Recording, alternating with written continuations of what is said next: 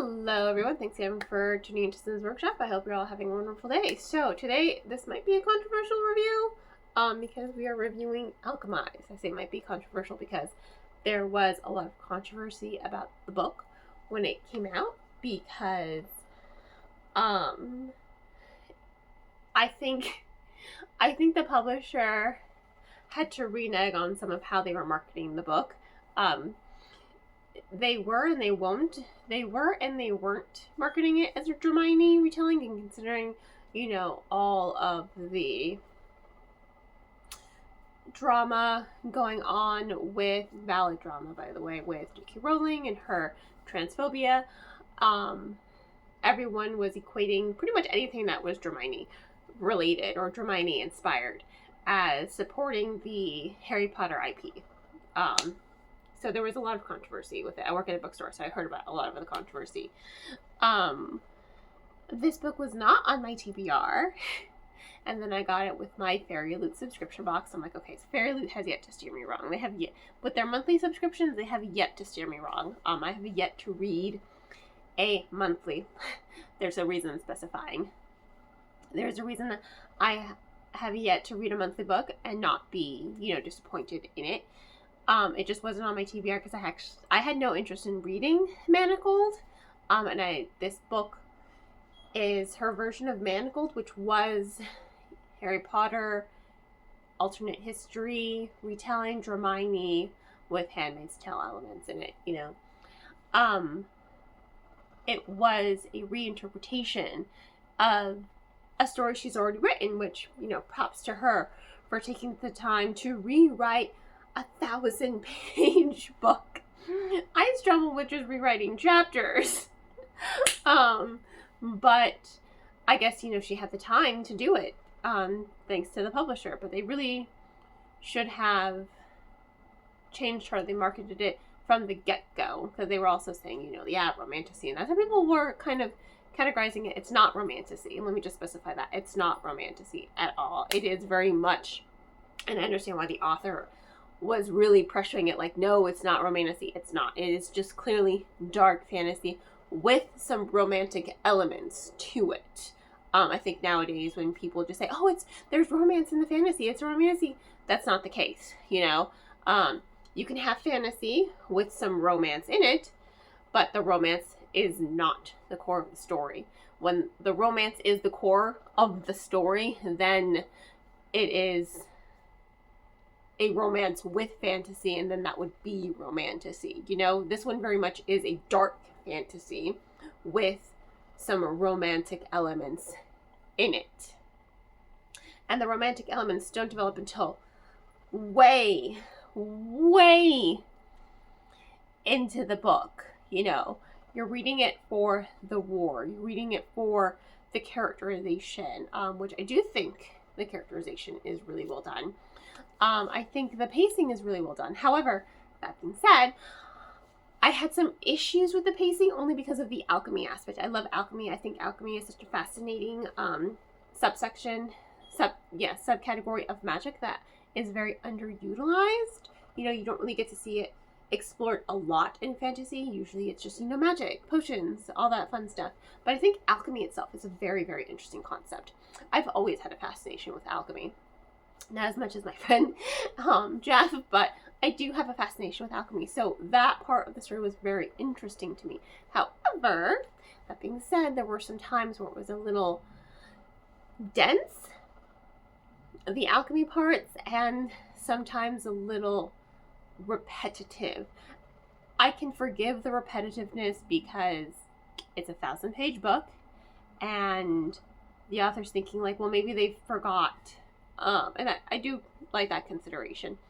Or maybe she forgot that she spoke about this aspect of alchemy like probably 200, 300 pages before, right? I don't mind the reiteration of it because I think a lot of readers probably, won't remember, right? Just because there's a lot happening in the book. Not to say that that's a bad thing, but I personally found it, I'm like, okay, you already talked about this. Let's move on. You already said this exact kind of same thing, going this in depth with this part of alchemy earlier on. Like, come on, just, I don't need the complete rehash again. Personally, I did not. Maybe some readers did. I personally did not, and that's what was detrimental to me reading the story. I think it did not need to be 1,000 pages. I don't mind long books. I really don't. I get annoyed when long books feel long.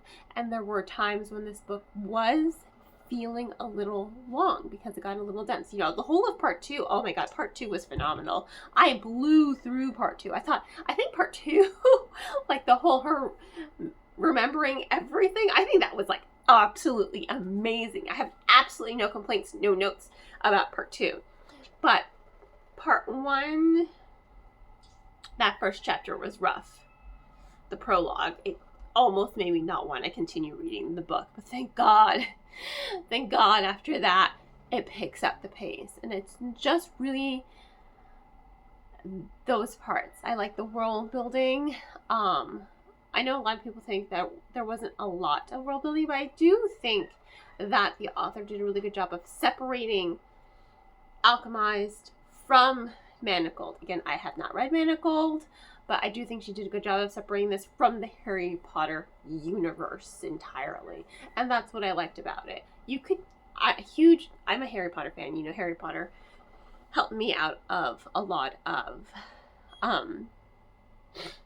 depression when I was younger. I'm manic depressive.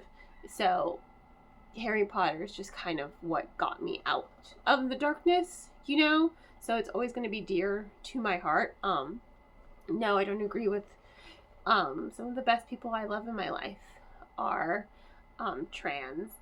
So I definitely don't agree, and it's so hard for me because just like, oh God, I'm rereading the books, just skimming through them. I'm like, how are you the same person?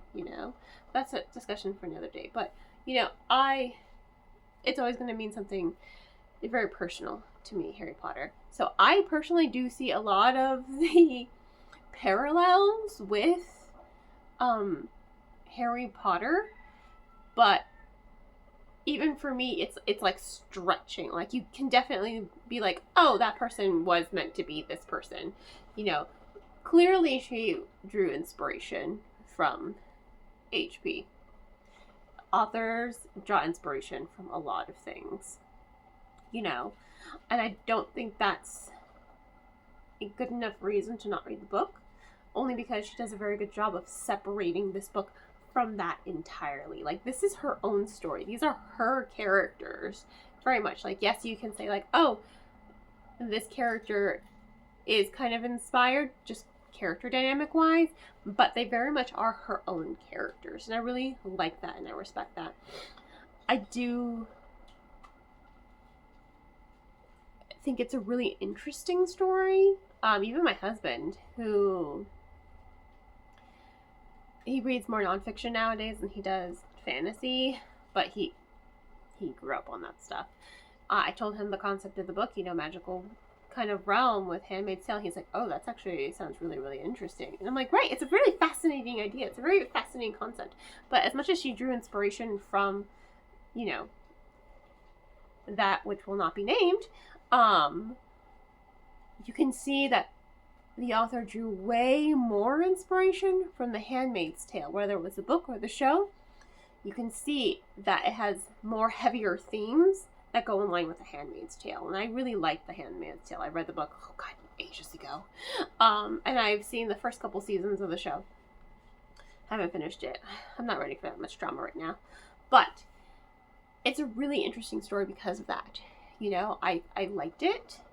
I think the ending was way too long, though. That epilogue could have easily just been 2 chapters. I felt like I couldn't breathe reading the epilogue. I felt like that dragged out so much. It could have easily just been 2 more chapters and then an epilogue. I didn't have the emotional reaction a lot of people did. I liked it. It was a good story. Definitely 4 stars. But I don't know. maybe I just read too much and books just don't affect me. Oh, that's not true. In The Lives of Puppets, that book, like, makes me, like, want to cry. It's happiness. And Legends and Lattes just makes me feel, like, super cozy, and I just... But I don't know, there's something about this book that I wasn't really fully able to commit myself to giving it 5 stars. I do like the characterization, I like the character dynamics, I like the aspect of alchemy and how that is kind of their magic in this world. I think it's really, really interesting as far as the stories goes. I like how separated it is from that which will not be named. So I think it's just a good story. It has a lot of depth to it. It has a lot of growth, has a lot of characterization. It is very dark, you know, it is a war setting. It is very dark, but it's still a very good and thoughtful storytelling, you know, with the war. And I think it's also kind of relevant with the way the country is scarily going at the moment. I think it's just honestly worth the read. And again, this is coming from me, and this book was not on my TBR at all. I had absolutely no interest in reading it. In fact, I was like, ugh, really?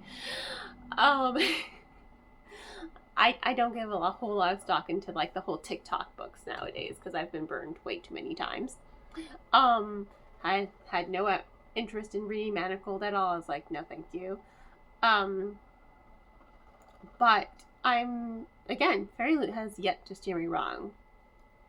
And I was just like, you know what, this is actually a really good book. Part 2. The whole of part 2 was absolutely amazing, in my opinion. I just loved all of that. I couldn't read it fast enough. Part 1 and 3 were like, okay. But part 2, phenomenal. But the epilogue was too long. I think the book could have easily lost 200 pages and it still would have been more impactful. Maybe if not more so. And I think for me, personally,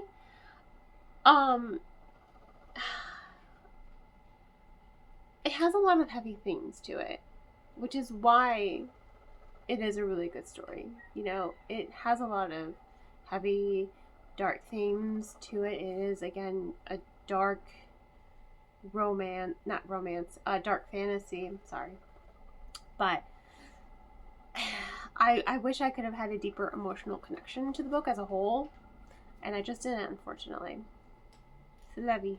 But it was a good book. Definitely worth the read, especially for someone who had absolutely no desire to read it at all.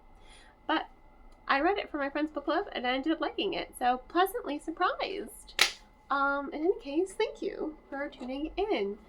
Please do not forget to like, subscribe, and share with all your book loving friends. I hope you all have a wonderful rest of your day, and as always, happy reading.